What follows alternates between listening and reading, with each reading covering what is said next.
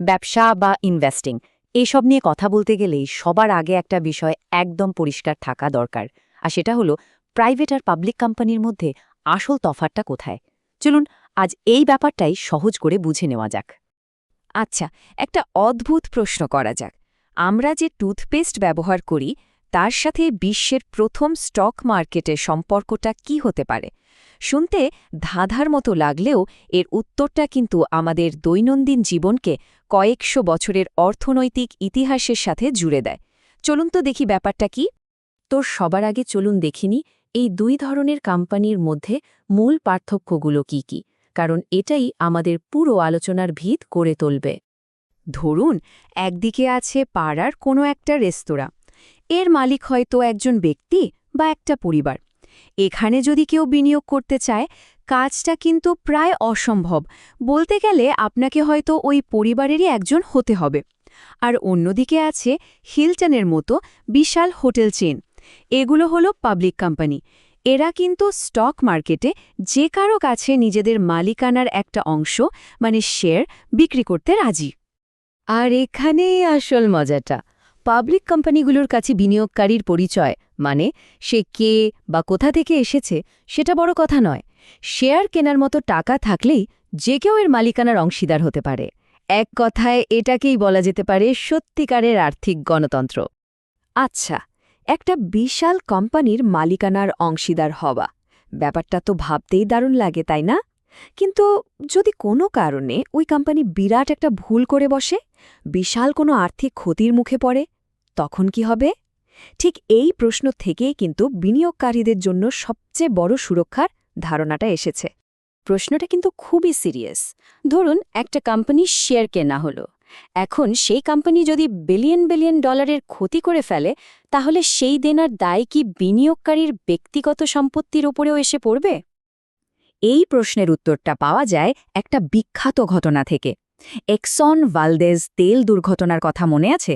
সেখানে কিন্তু সমস্ত আইনি আর আর্থিক দায়ভার একা এক্সন কর্পোরেশনই নিয়েছিল। কোম্পানির যে হাজার হাজার সাধারণ শেয়ার হোল্ডার ছিল, তাদের কিন্তু কিচ্ছু হয়নি। এই যে সুরক্ষা, এর একটা দারুণ নাম আছে, লিমিটেড লায়াবিলিটি বা সীমিত দায়। মানেটা খুব সোজা। একজন শেয়ারহোল্ডারের সবচেয়ে বেশি যা ক্ষতি হতে পারে তা হলো তার বিনিয়োগ করা পুরো টাকাটা। তার ব্যক্তিগত সঞ্চয়, বাড়ি, গাড়ি, এই সব কিছু সব সময় সম্পূর্ণ সুরক্ষিত থাকবে। আর সত্যি বলতে, এই লিমিটেড লায়াবিলিটির ধারণাটাই কিন্তু আধুনিক বিনিয়োগ ব্যবস্থার মূল ভিত্তি। কারণ এটা ব্যক্তিগতভাবে সর্বশান্ত হয়ে যাওয়ার ভয়টা দূর করে দেয়। আর ঠিক এ কারণে সাধারণ মানুষও বড় বড় কোম্পানিতে বিনিয়োগ করতে সাহস পায়।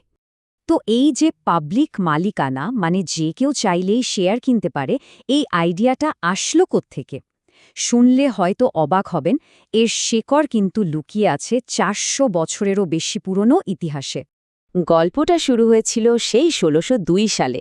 তখন United Dutch east India company নামে একটা সংস্থা তৈরি হয়। তারাই প্রথমবার সাধারণ মানুষের কাছে শেয়ার বিক্রি করা শুরু করে। আর এই সবার থেকে অল্প অল্প করে তোলা টাকা দিয়েই তারা দূরপ্রাচ্যে মশলার ব্যবসার জন্য বিশাল বিশাল সব জাহাজ পাঠাত। ভাবুন একবার, এটাই ছিল স্টক মার্কেটের জন্ম। বহু মানুষের ছোট ছোট বিনিয়োগকে এক জায়গায় এনে একটা বিশাল উদ্যোগকে সত্যি করে তোলা। কি অসাধারণ একটা আইডিয়া, তাই না? এই সহজ কিন্তু বৈপ্লবিক ধারণাটাই আজকের আধুনিক স্টক মার্কেটের ভিত্তি।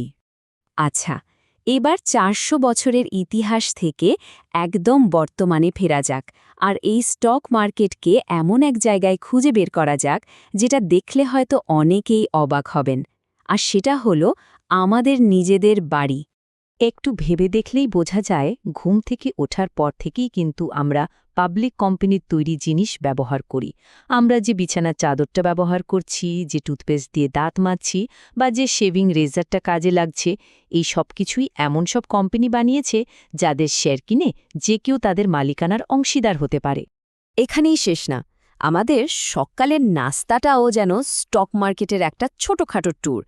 ব্রেকফাস্টের সিরিয়ালস, ওয়াফলস, এমনকি টোস্টারে যে চিজটা দেওয়া হয়, এই প্রায় প্রত্যেকটা ব্র্যান্ডে এক একটা পাবলিক কোম্পানি। এদের শেয়ার কিন্তু যে কোনো ইনভেস্টরের পোর্টফোলিওতে থাকতে পারে। আর এই ব্যাপারটা কিন্তু শুধু সকালের রুটিনেই সীমাবদ্ধ না, এটা চলতে থাকে সারাদিন। আমরা যে বাসে করে কাজে যাই সেই বাসের টায়ার, বাসের স্টিল, এমনকি বাসের তেলটাও কোনো না কোনো পাবলিক কোম্পানি তৈরি। আমরা যে বই পড়ি সেটাও। তাহলে মূল কথাটা কি দাঁড়ালো? বিনিয়োগ জিনিসটা কিন্তু কোনো রকেট সায়েন্স বা অনেক দূরের কোনো বিষয় নয়। এটা আমাদের চারপাশের পৃথিবীর সাথে ওতপ্রোতভাবে জড়িত। আমরা যা খাই, যা পড়ি, যা ব্যবহার করি, তার প্রায় সবকিছুই এমন কোনো কোম্পানি তৈরি করে যার মালিকানার অংশীদার হওয়া সম্ভব। তো এই যে পুরো সিস্টেমটা, এর আসল গুরুত্বটা কোথায়? কেন এই পাবলিক মালিকানার কাঠামোটা এত জরুরি? কারণটা আসলে খুবই শক্তিশালী। এই ব্যবস্থাটা একটা দেশের লক্ষ লক্ষ সাধারণ মানুষকে সেই দেশের অর্থনৈতিক অগ্রযাত্রার অংশীদার হওয়ার সুযোগ করে দেয়।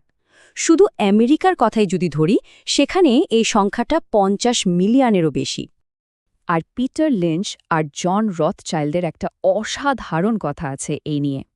তারা বলেছেন, একটা দেশের উন্নতি আর সমৃদ্ধিতে সাধারণ মানুষকে সামিল করার জন্য শেয়ার হোল্ডার হওয়ার থেকে ভালো কোনো পদ্ধতি আজ পর্যন্ত আবিষ্কার হয়নি। কথাটা কিন্তু একদম সত্যি। এটা শুধু টাকা কামানোর উপায় নয়, এটা দেশের সাফল্যের অংশীদার হওয়ার একটা রাস্তা।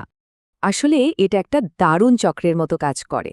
দেখুন, বিনিয়োগকারীরা যখন শেয়ার কেনে তারা আসলে কোম্পানিকে টাকা দেয়। কোম্পানি সেই টাকা দিয়ে ব্যবসা বড় করে, নতুন কারখানা বানায়, নতুন কর্মী নিয়োগ করে। এর ফলে কোম্পানি যখন আরও লাভবান হয় তখন তার শেয়ারের দামও বাড়ে, আর তাতে বিনিয়োগকারীরাও লাভবান হয়। এভাবেই কিন্তু পুরো অর্থনীতিটা একসঙ্গে এগিয়ে চলে। তার মানে এই যে মালিকানার একটা বিশাল সুযোগ, এটা কিন্তু আমাদের চোখের সামনেই লুকিয়ে আছে। আমাদের প্রতিদিনের জীবনের পছন্দের জিনিসগুলোই কিন্তু আমাদের বিনিয়োগের সুযোগও হতে পারে।